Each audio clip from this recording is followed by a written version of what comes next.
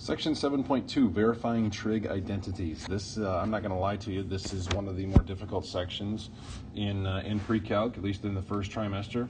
Verifying trig identities, what we're actually doing here is we're proving things, and I know how you guys love proof, so we're just going to try to make the best of this. So verifying identities means to show or to prove that both sides are equal to each other. And you did this in geometry, but now we're just going to take it a little step further. A couple of things when we're verifying. The first thing, we cannot assume that the two sides of the equation or the identity that we're trying to prove are equal. That's the whole point. We're trying to prove they are equal, so we can't assume they are equal. And then the second thing is we can't use inverse operations to move things from one side to the other. And what I mean by that is, like if we go back real basic algebra, if I have x plus 3 equals 7, we can't do something like this where we move the 3 to the other side. That assumes that these two sides of the equation are equal. Since we don't know that this is true, this is not, it's not an option for us. We can't do this. So we can't move things from one side to the other, and we can't assume that they are equal. So we can't divide one side, we can't divide something out of both sides, we can't multiply both sides by something. We have to just work on one side or the other. A few tips here for when you're verifying. The first one I would say is definitely transform the more complicated side into the simpler side. So just an example like this one, we'll get to this in just a second. I would definitely say this is the more complex side, this is the simpler side. The fewer the terms, probably the more simpler it's going to be. So we're going to take the more complicated side and transform it into the simpler side.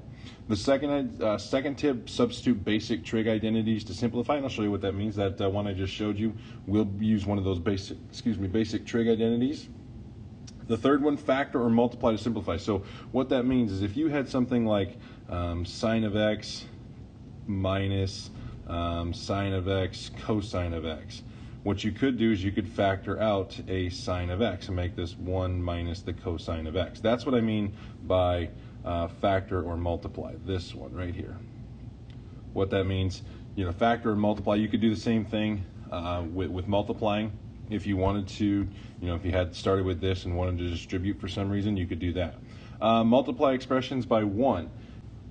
What I mean by that would be like if for some reason we had sine over tangent, we could take this times, I'm just making this up here, so we could go cosine over cosine. That would be multiplying by 1, so we'd have sine cosine over tangent cosine. For whatever reason we would need to do that, I don't know. Like I said, I'm just kind of making this up as I go.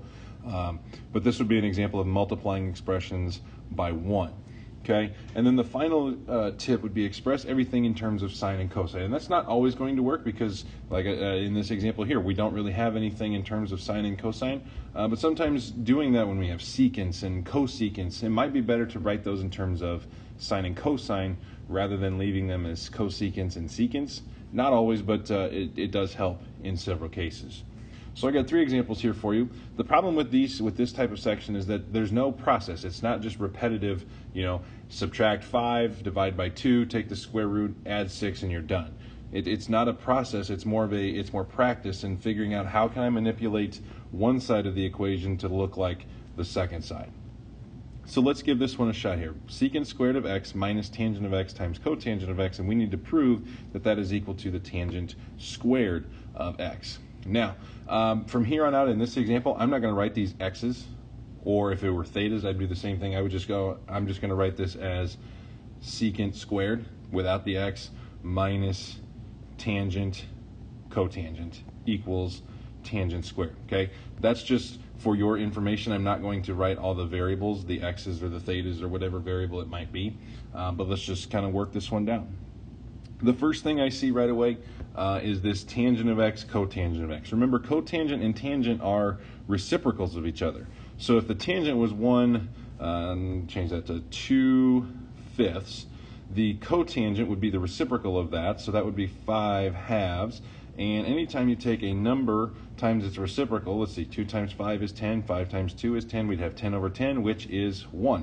That's a great thing to know, because since these two are reciprocals of each other, I'm going to try to do this in several different colors here. So I'm going to start, my main color will be red, so we'll have secant squared minus, let's see, tangent times cotangent, a number times its reciprocal is 1, and that's equal to the tangent squared. Now, if you look back to section 7.1, and if you need to pause the video so you can pull those up, that might be a good idea. what you're going to notice is that in one of those identities, this is in fact an identity. The secant squared minus 1 is equal to the tangent squared. So we could say that the tangent squared is equal to the tangent squared. And since we've proven that both sides are the same, we're done. This is verified. This is proved that the secant squared of x minus the tangent of x times the cotangent of x is equal to the tangent squared of x. Let's try another one here. 1 plus the tangent squared of x over the cosecant of x times the secant of x is equal to the tangent of x. That's what we're trying to prove. We're trying to prove this left side is equal to the right side. Definitely the left side is more complex. The right side is more simpler. So we're going to try to turn the complex side or the complicated side into the simpler side. Right away, what I see off the bat is I see this 1 plus tangent squared. And if you look back in your notes, again in 7.1, this 1 plus tangent squared is part of an identity. The 1 plus tangent squared is equal to the secant squared, and we still have over the cosecant times the secant times the secant, and we're trying to prove that is equal to the tangent. Okay, now this would be an example where, okay, so let me go back to my tips here. Transform the more complicated side. We're trying to do that. Substitute the basic trig identity to simplify. So we've done that. We just did that here. We turned 1 plus tangent squared of x into the secant squared of x, or just secant squared. Now one of those other tips was to factor or multiply to simplify. Well, we can kind of, I don't know that we need to factor or multiply, but we can do something here because we have secant squared up top divided by secant on the bottom. What's going to happen is, I'll do this in blue, this secant squared and this secant will basically cancel each other out, the squared part. So if I have secant times secant up top and I'm dividing by secant on the bottom, what's going to happen is these two are going to go away. So this will leave me with secant, whoops, need an S, secant over the cosecant is equal to, whoops, let me go back to red here. Trying to stay consistent here. Secant over the cosecant is equal to the tangent. Now, secant and cosecant, one of those other tips was to rewrite things in terms of sine and cosine, and we can do that here. The secant is the reciprocal of the cosine, so we can say 1 over the cosine of x over, the cosecant is the reciprocal of sine, so 1 over the sine, and what we're trying to do is we're trying to prove that this is equal to the tangent. Okay, so 1 over cosine divided by 1 over sine. Remember that saying, dividing fractions, that's our cry, flip 1 over, multiply. So we've got a fraction, and we're dividing it by another fraction, so this isn't really using any inverse operations. All I'm going to do here, and I'm going to change colors to orange, I'm going to just rewrite this in terms of 1 over cosine times the reciprocal of my divisor, which is sine over 1. And we're trying to prove that this is equal to the tangent. Now I'm going to stay with orange because this is still kind of the same step. We can multiply these two fractions here. 1 times the sine is the sine.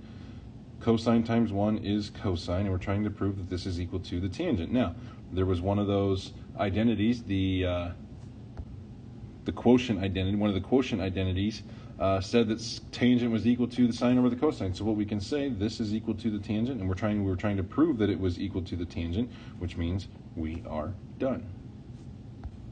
This final example here, this one's probably definitely the most complex of the three.